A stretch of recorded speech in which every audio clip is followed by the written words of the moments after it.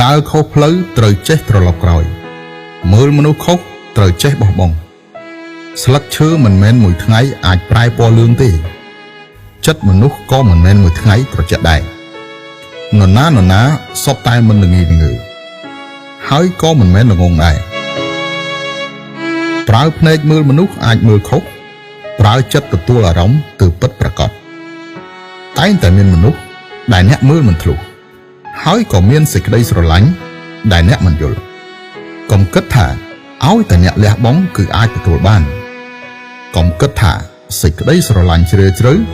គឺអាចគង់វង្សដល់ចាស់ការប្រែប្រួលជាច្រើនធ្វើឲ្យអ្នកចាប់មិនទាន់ការស្ទាក់ស្ទើរជាច្រើនធ្វើឲ្យអ្នកពិបាកបោះបង់ដល់អាយុកំណត់ហើយត្រូវតែបោះបង់នៅរបស់4យ៉ាងនេះគឺទី1បោះបង់ការជួបជុំផឹកស៊ីដែលគ្មានន័យទី2បោះបង់មនុស្សដែលមិនស្រឡាញ់អ្នកទី3បោះបង់សាច់ញាតិដែលមើលងាយអ្នកទី4បោះបង់មិត្តភក្តិពុតត្បុតខ្លែង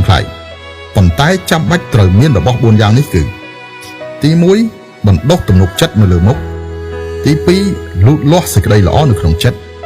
ទី3រលាយឆ្អឹងចូលក្នុងឈាមទី4ឆ្លាក់ភាពខ្លាំងនៅក្នុងជីវិត